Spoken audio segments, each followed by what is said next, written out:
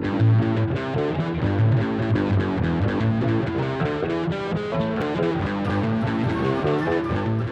and welcome once again to the Dwarven Tavern. I am Lyric, and today I'm just going to be doing a tiny beginner's video, and this is going to be about abbreviations. Now, what is abbreviations, do you say? What are you talking about, Lyric? What is abbreviated? Now, there is a lot of information in D&D and Pathfinder and other videos, or not videos, but other game types that you use abbreviations for. For example, DM. What does DM stand for? DM stands for Dungeon Master. Now, when you use the word DM, a lot of people like to get challenging. They like to challenge the word because dungeon isn't all-inclusive. So a lot of people use the words GM, which is Game Master. Now, Game Master came out, I think, a little bit later than DM because Dungeons and Dragons was one of the first, most popular type of RPGs. It kind of started a lot of that genre of gaming. Now, I'm not going to say it started it because it might not have. I don't know. But it helped really propel the RPG style of gaming into what it is today. So, DMing might be the original, while GM is all-inclusive to all types of games that don't necessarily have dungeons. Now, at the Dwarven Tavern, we prefer to use the term DM because not only are we set in our ways, but Dungeon Master doesn't necessarily have to mean dungeon as a place that you lock up prisoners to be either tortured or to die. Dungeon can be just a negative place, and a lot of games do have that, if not revolve around that entirely. So, at the Dwarven Tavern, we refer to a person in charge of the game to lead it into where it's going is the Dungeon Master. It is the DM. Though a lot of people do prefer the term GM just because it's all-inclusive and it does help propel the world into believing that it's not just about D&D, it's about everything. It really just depends on which one you prefer, and we like to think that even though you might use GM, you're not barbaric, and you're not a hipster or anything like that. It's a different preference, and that's okay. So, the difference between DM and GM is that DM is focusing mostly on D&D type games where it's like very fanciful and very like dungeon crawl type games, even though half of my campaigns in D&D don't even go near dungeons. That's the type of game that it's about, while GM is that and more. So it really just depends on which one you prefer. Now, moving on, a lot of times, like in my previous dice video, I mentioned the word D10. Now, a lot of the times when using the D something, that usually means the die 10 or D something sided die. When you're using a D10, that usually means a D10. It's very hard to explain when I don't actually have a representation. Okay, when I mention a D10, I'm literally saying die 10, the 10 die, the 10-sided die. So that's what that means. I'm pretty sure you understood that if you watched my dice video. If not, I'm sorry.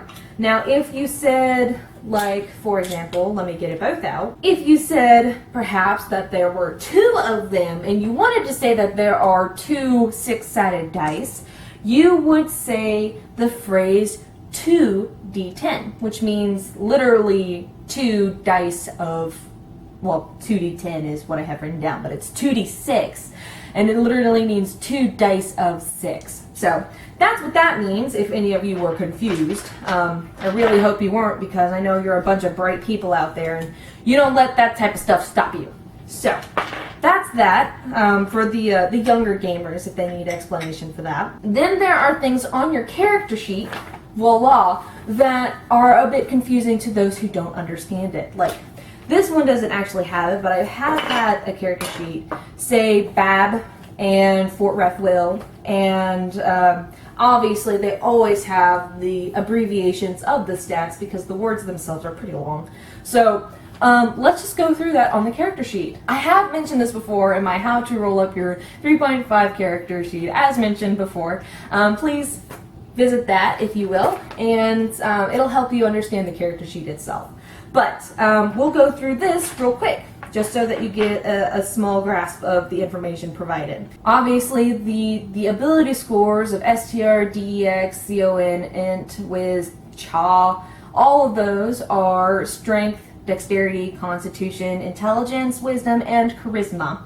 The BAB stands for base attack bonus. Now, the base attack bonus is usually if your character has experience fighting, they will get a bonus point to their roll if they are in a battle, if they are participating in the initiative roll. They usually get, for example, Iknirknix is now level 2. Oh no, because Iknirknix is a barbarian, he has a +1 naturally because barbarians are one of the 4 classes that have a bonus because they are a fighting type character. They are used to battle. They are used to the initiative. They have faster reflexes than other characters. Fort Ref and Will are very much like the ability scores. The Fort Ref and Will stand for Fortitude, Reflex, and Will. Along with the ability scores, these are explained in my previous video.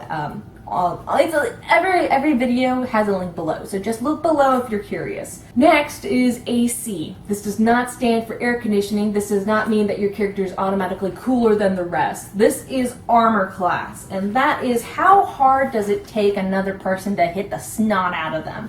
This is for your character's normal ability to block off damage. It's a natural 10 for every character. They always have that ability to fend off some sort of blow because they do have protection of their skin. But then there's things added on like armor bonus, shield bonus, dex bonus, size modifier, another thing to explain. And then after being added up, it really depends on what your character is like. For example, Iknirknix has a 1 for his armor because his armor does give him a +1 for padding, and his dex modifier is a +4 because he's super quick and able to dodge things a lot easier. So his AC, in order for him to be hit, you have to roll a 15 or higher. So that's that. And then touch and flat-footed. Well, a lot of times, a lot of people get these things confused, and it's really hard for it to be explained sometimes because I don't know if this gives the best explanation, but basically, touch AC is when the armor is removed. How much points of damage do you need to hit in order to hurt a person who is no longer wearing their armor? And flat-footed is pretty obvious. It's when the character is not in motion, when they're unable to use their dex mod, say if they were tied up, or if they were stuck, or if they were on a cliff face, and they could not reflexively dodge your attack. That is without their dexterity. I have mixed it up on his character sheet, but that happens sometimes. Don't worry about it. I'll have to go back and fix that later. Modifiers, which is also called mods, like strength mod or dex mod, is just how... Okay, this can be a bit confusing for the new gamer or the young gamer. Why does your ability have 2 numbers? So, the abilities themselves, for example, Iknirknix has an 18 for his dexterity. That's pretty high for a gnome. So that means that his dexterity modifier is a 4. Now the difference is that the bigger numbers can change every 4 levels. You can add 1 to 1 modifier or one ability every 4 levels.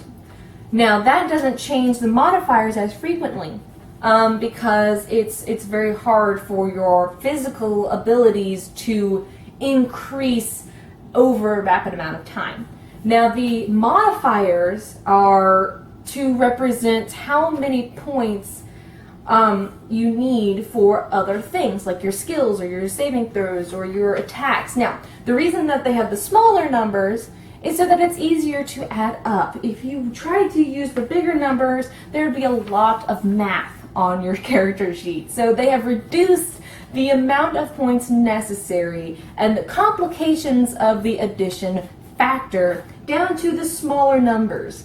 Now, it will get more complicated as you get higher up in your ability scores. Say if you're 20, 30, 40, really high level, your character ability scores will also go up. Therefore, your modifiers will also go up, and all the math increases.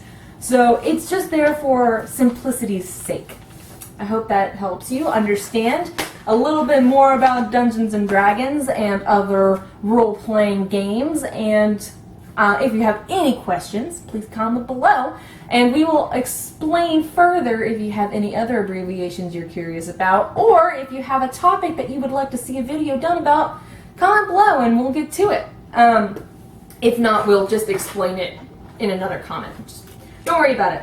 Oh, and if you want it done specifically as a video, say so, and we'll do it specifically as a video, because a lot of times we just like to reply because, you know, we like the conversation, so we like our fans very much. So please comment below. I say that about 5 or 6 times in each video because I really want to hear you guys' opinions and thoughts, just so you know.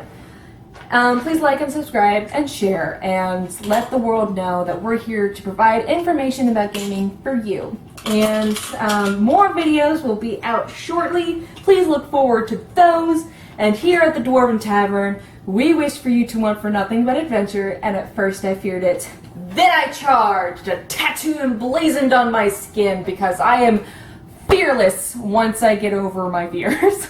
So, thanks for always watching, and we will see you next time.